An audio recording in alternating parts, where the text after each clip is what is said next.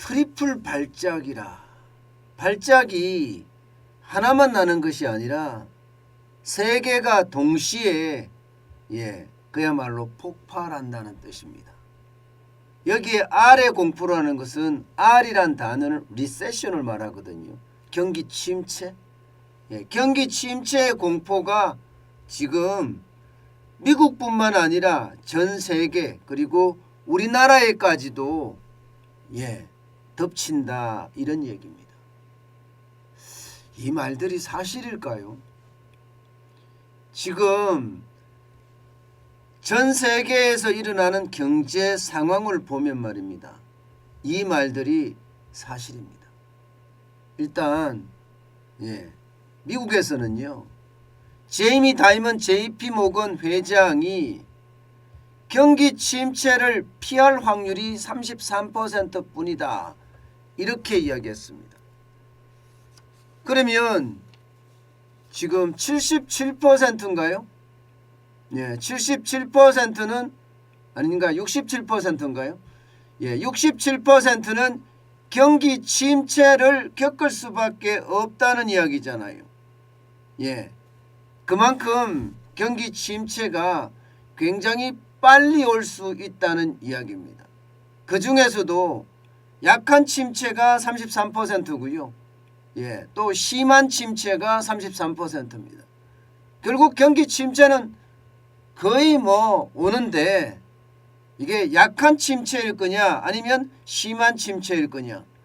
경착륙이긴 한데 이게 강하게 올 거냐 약하게 올 거냐 이렇게 지금 이야기하고 있는 겁니다. 일반적으로 말입니다. JP 모건 이러면 투자은행 중에서는요. 진짜 가장 크잖아요. 그런 큰 은행의 총수가 경기 침체가 올 확률이 굉장히 커졌다는 것은요. 그만큼 말입니다. 미국 경제의 상황이 좋지 않다는 거예요. 그러면서 말입니다. 트리플 발작에 대한 이야기를 계속하고 있습니다. 트리플 발작. 트리플 발작은요. 첫 번째는 성장률의 발작이에요. 2022년도 1분기 미국 경제 성장률은 마이너스로 떨어졌어요. 4분기까지만 하더라도 6.9%를 성장했거든요. 작년 4분기. 그런데 올 1분기 1월, 2월, 3월에는요. 마이너스 1.4%까지 떨어졌습니다. 시장도 예측하지 못한 수치예요. 시장은 떨어지긴 하겠지만 마이너스까지 떨어질 거라고는 예상을 아무도 하지 않았습니다. 그런데 실제 지표가 나왔는데 마이너스 1.4%까지 떨어진 겁니다. 이 수치는요. 코로나 사태 이후에 처음으로 마이너스를 기록하는 겁니다. 2020년 코로나 사태 때 특히 2020년 2분기죠. 마이너스 31.2%까지 떨어진 적도 있고요. 1분기는 마이너스 5.1%까지 떨어진 적도 있습니다. 물론 3분기에는 기저효과가 있어서 33.8%까지 그야말로 V자 반등을 했죠. 그런데 지금 2022년 1분기가 마이너스 1.4%가 됐다는 것은 여러분 결국 말입니다. 침체의 늪에 빠졌다. 이게 기저효과가 문제가 아니라 이제는 서서히 지금 경기가 침몰하고 있다 이런 얘기입니다. 두 번째 트리플 발작 중에 두 번째는요. 미국의 무역수지입니다. 미국의 무역수지가 지금 굉장히 나빠지고 있습니다. 무역 적자가 사상 처음으로 1,000억 달러를 넘어섰습니다. 작년 12월까지만 하더라도 820억 달러의 무역수지 적자였거든요. 그런데 이게 올 1월에 892억으로 늘어나더니 급기야 3월에는요. 1,098억 불까지 넘어갔습니다. 어쩌면 말입니다. 미국에게는요. 경상수지 적자와 재정수지 적자라는 쌍둥이 적자로도 갈 수 있다 하는 이야기까지 계속 나오고 있어요. 무역수지라는 것은 여러분 상품이 왔다 갔다 하면서 일어날 수 있는 적자를 말합니다. 쉽게 말하면 미국에 들어온 상품이 더 많다는 거잖아요. 나간 상품보다. 다시 말해서 수입한 상품이 굉장히 많고요. 수출한 상품은 그만큼 줄어들었다는 이야기예요. 이 말은요. 미국 경제 전체적으로 보면 상품에 대한 생산이 그만큼 줄었다 이렇게 이야기할 수도 있는 부분입니다. 그만큼 말입니다. 미국 경제가 가라앉고 있다 이런 얘기가 돼요. 가라앉고 있다. 그리고 마지막 세 번째는요. 소비자 물가가 너무 많이 올라간다는 거야.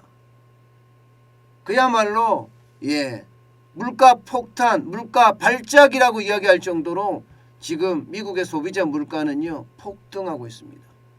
3월에 8.5%를 기록했잖아요. 이것은요. 1980년 2월에 14.2%가 오른 이후로 가장 많이 올랐다 이렇게 이야기합니다.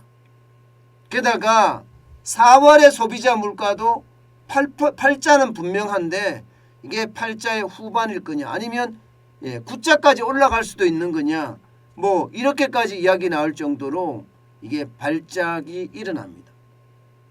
이렇게 되니까 말입니다. 물가가 많이 올라가니까 물가를 잡고자 미국은 지금 금리 인상을 굉장히 빨리 하잖아요. 쉽게 말하면 그만큼 말입니다. 성장률도 떨어지고 있고요. 무역 적자도 심화되고 있고요. 소비자 물가도 엄청나게 올라간다. 이 와중에 이제 금리 인상까지 합니다. 금리 인상까지. 금리 인상을 하게 되면 여러분 지금 좋아질 게 없는 거예요. 좋아질 게. 미국은 아직은 침체가 아니다 이렇게 이야기하지만 성장률이 마이너스 1.4고 무역 적자가 1,000억 달러가 넘고 물가는 8.5%라는 고공행진을 하고 있는데 지금 아니다 이렇게 이야기하거든요. 그런데 또 금리를 지금 5월에 말입니다. 긴축 빅스텝이라고 이야기하는 0.5%를 올렸습니다. 아마 6월에도 0.5%를 올리고요. 7월에도 0.5%를 올린다는 연속적인 0.5% 인상 전보 스텝이 일어난다는 이야기입니다. 이렇게 되면 여러분 소비까지도 완전히 위축되는 것 아니겠어요? 소비까지도 위축이 된다면 그것이 바로 경기 침체의 시작입니다. 저는 그만큼 말입니다. 미국의 경기 침체가 굉장히 빨라지고 있다는 이야기를 하고 있습니다. 그만큼 심각하다는 거예요. 게다가 1분기 비농업 부분 노동 생산성을 보면 말입니다. 7.5% 떨어졌습니다. 7.5%. 노동 생산성이 7.5% 떨어진 것은요.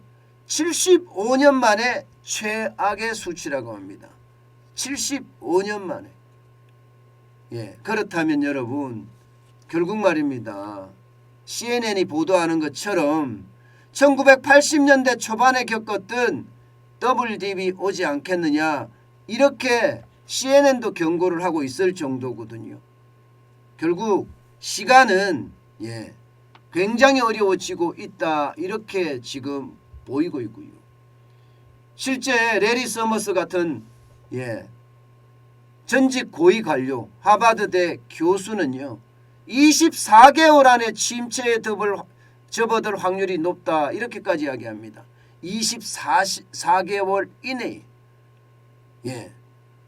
제가 여러분들에게 말씀을 드릴 때 금리 역전이 3월 29일 날 일어났으니까 빠르면 7개월 늦어도 16개월 안에는 침체가 일어날 거다. 경기 하강이 일어날 거다. 그렇게 제가 예측을 하면서 여러분들에게 말씀을 드렸는데 지금 비슷한 예측들이 나오고 있는 거죠. 심지어 말입니다. 제프리 건들락 더블라인 캐피탈 최고 경영자 이분은요. 굉장히 엄한 단어를 썼습니다. 아니요, 섬뜩한 단어를 썼다고 생각을 합니다. 디제스트라는 단어를 썼어요. 재앙이 다가오고 있다 이렇게 말입니다. 재앙이 다가오고 있다. 그러면서 주식과 채권의 비율을 줄이고 원자재나 현금 이렇게 뭔가 다변화된 그런 변동성에 대비해야 된다. 이렇게까지 지금 이야기하고 있습니다. 문제는 이 문제가 지금 트리플 발작이 쉽게 끝나지를 안 한다는 거예요. 앞으로도 더 길어질 거라고 이야기합니다. 그러면서 말입니다. 제이미 다이먼 회장은요. 곡물이나 상품 시장에 커다란 위기를 겪을 수도 있다. 이런 말까지 덧붙였습니다. 결국 말입니다. 미국 경제의 침체 지금 이야기하는 것처럼 오고 있잖아요. 문제는 대한민국도 지금 똑같이 닮아가고 있다는 뜻이에요. 대한민국도 경제 성장률이 1분기에 0.7% 성장하는 데 그쳤잖아요. 여기에다가 말입니다. 무역 수지는 계속 적자를 이어가고 있습니다. 물가 상승률도요. 지금 우리나라가 4% 넘게 4.8%까지 지금 올라갔죠. 거의 비슷하게 지금 오고 있고요. 여기에 따라서 금리 인상도 마찬가지로 일어나고 있습니다. 게다가 미국이 빅스텝을 연속적으로 하는 전보 스텝이 될 경우에는요. 금리 역전도 일어날 수 있는 그런 상황까지 갈 수 있으니 지금 미국 경제도 그렇고요. 한국 경제도 그렇고 그만큼 세계 경제 전체가 악화 일로를 갈 거다. 그러면서 리세션, 아래 공포, 경기 침체의 공포는 계속될 거다. 이렇게 지금 분석하고 있습니다. 여러분, 시장에 대한 위험은요. 그 어느 때보다 빨라지고 있다는 것 우리가 반드시 기억을 해야 됩니다. 이제는 본격적으로 금리가 올라갈 거고요. 거기에 대한 거품이 점점 빠져나갈 겁니다. 우리가 여기에 주목해야 됩니다. 거품이 얼마나 어떻게 빠질 거냐. 생각했던 것보다가 훨씬 많이 빠질 수 있다는 것 우리는 기억을 하고요. 거기에 대한 대비 반드시 필요합니다. 지금 제일 중요한 것은요. 제프리 건들락이 이야기했던 것처럼 살라면 원자재죠. 원자재. 그리고 현금을 쌓아가는 것. 이것은 앞으로의 침체에 대비하는 나의 비법이 아닐까 그렇게 저는 생각을 해봅니다.